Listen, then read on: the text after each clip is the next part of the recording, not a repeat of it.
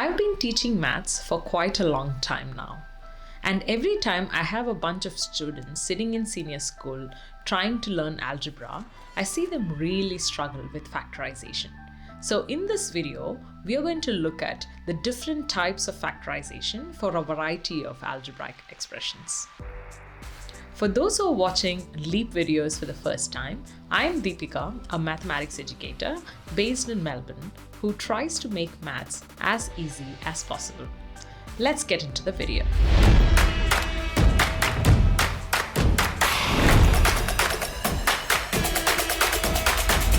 The first method of factorization is factorizing using common factors.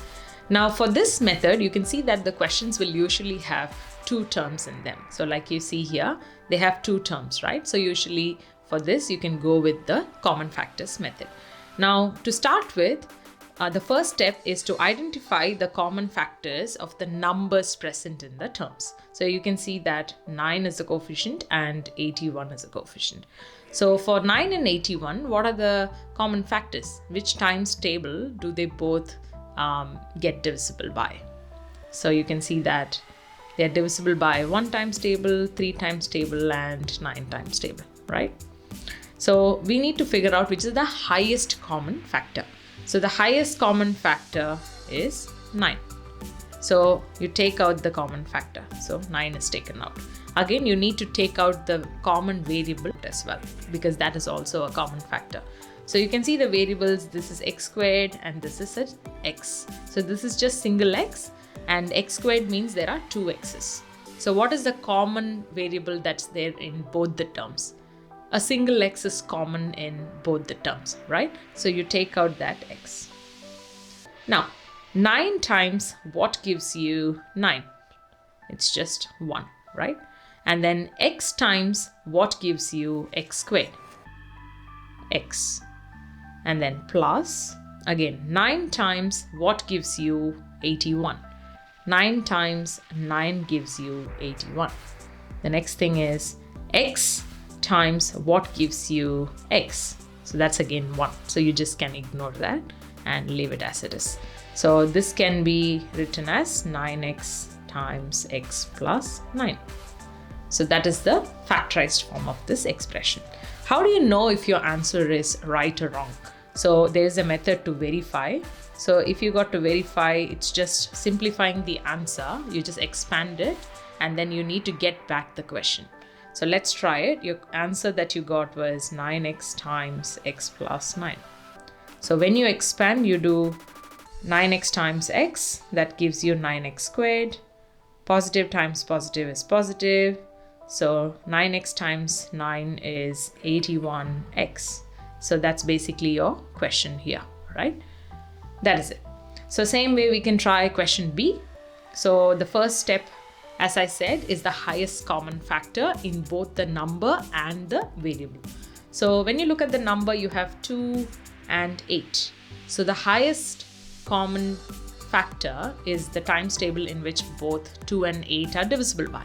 So 2 and 8 are divisible by 1 times table and 2 times table. So the highest common is 2 times table. So take out 2.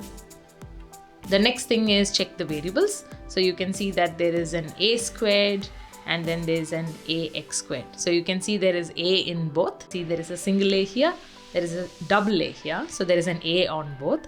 So you can take that a out. Okay. And then do you have x on both? You don't, right? So that is it. Now open brackets. So 2 times 1 gives me 2. So I can write it as 1. And then a times what gives me a squared. So there are double a and then I've taken a single a out. So that's a, right? And then positive times negative gives me negative. 2 times what gives me 8? 2 times 4 gives me 8. Now a is already out. I've taken that out. What remains is x squared. That is it. So that's my answer. So the answer is 2a times 1 times a is a anyway. So a minus 4x squared. Now how do I know if the answer is right or not? I can verify. So when I verify, I use the final answer. So 2a times a minus 4x squared. So when I open the brackets, 2a times a is 2a squared, plus times minus is minus, 2 times 4 is 8, ax squared is the product of the variables. That is it. That's my answer. And you can see that the answer is same as the question, right? This is how you solve using common factor method. Now let's see the next method. The next method is factorizing by grouping terms. So as the name itself suggests, it's just grouping of terms. So you can see in these questions that there are more than 2 terms. So like you can see 4 terms, right? So these kind of questions you can use grouping method and check if it works. So grouping terms is basically you have to group the terms in pairs and then take out the common. So the first step is grouping. I've done the grouping. I've paired up the first one and then I've grouped the last 2 terms together. So now what happens is do the same operation whatever you did in the previous method in this method. So look at the first 2 terms, take out the highest common factor.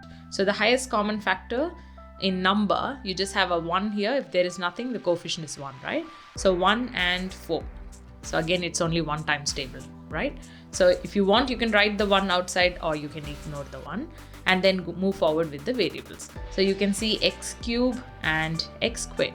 So the highest common factor here is x squared, right? Because there are 2 x's, there is 2 x's here and then there is 1 more x here. So the highest common factor in both is x squared. So there is an x cube here in the first term. 2 x's out of them are removed. There's 1 x that remains, right? So x and then plus. So 1 times what gives me 4? 1 times 4 gives me 4. And then x squared is already taken out. So I can choose to close the bracket. Now moving forward to the next 2 terms, you can see minus 3x minus 12. The sign that is common is negative, right? So I take the negative out, then look at the numbers 3 and 12. They both are divisible by times 3 table, right? So 3 and then that is it with numbers, open brackets. Now I'll look at the variables. So minus is already out, right? So 3 is already out. I need 3x. So 3 times x gives me 3x. So that is an x. Now I have taken a negative sign out. So whenever I take a negative sign out, so it will change the sign of both of them inside here. Okay. So negative, this became positive. Can you see this was a negative term, but this is a positive term inside. Why? Because we have taken a negative outside. Okay. So now minus times what sign gives me minus? So minus times plus gives me minus. 3 times 4 gives me 12. That is it. Now observe both of these terms carefully. So when I say both of these terms, you must be wondering. So this whole thing is a term and this is another term. Okay. Because there is a minus sign that is dividing them into 2 terms. Okay.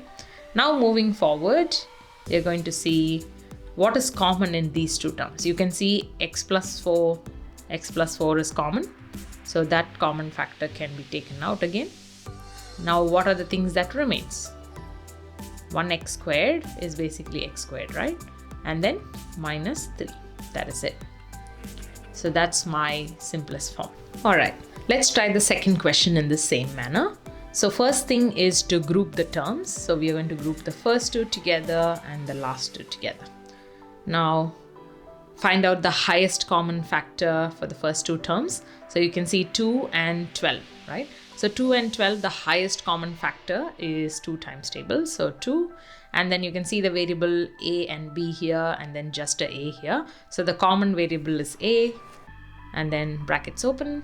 From the first term, we have already taken 2a. Right? So the left out value is b. So 2a times b gives you 2ab. So that's b. And then positive times negative gives you negative. So now 2 times what gives you 12? So 2 times 6 gives you 12. And then a times 1 gives you a. So a is already out. So just close the brackets. Do the same thing for the next 2 terms. So you can see negative 5b plus 30. I'm going to take out the negative, and then for 5 and 30, they both are divisible by 5 times table, right? That's the common factor, highest common factor. so take out 5. The variable is not common, so I open the brackets. Now negative, whenever I take out negative, remember the sign of the inside values will change. So the negative number is going to become positive inside, and the positive number is going to be negative inside. All right. So minus times plus is minus, so it's a positive number. 5 is already taken out. So 5 times what gives me 5b? B, right? So B is left out. I'm putting B here. Next, negative times negative gives me positive, right? So negative times what gives me positive? Negative times negative gives me positive. So that will be negative.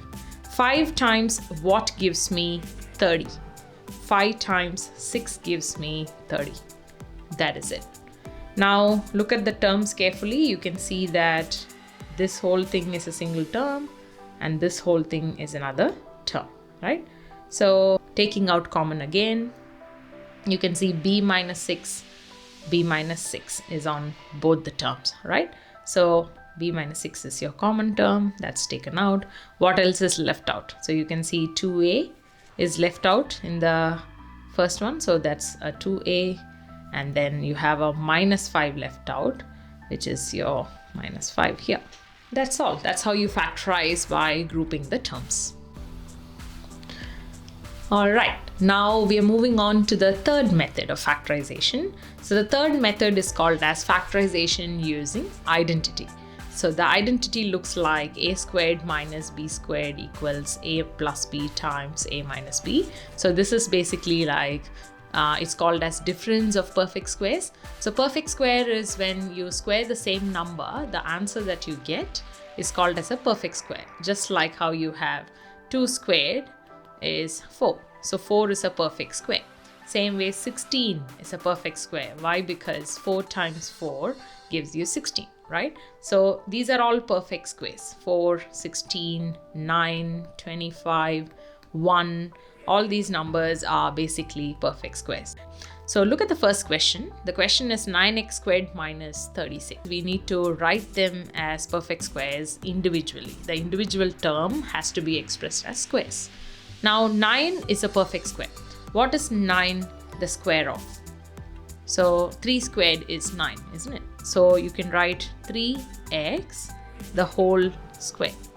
That's basically going to give you 3 squared 9, x squared is x squared. Okay.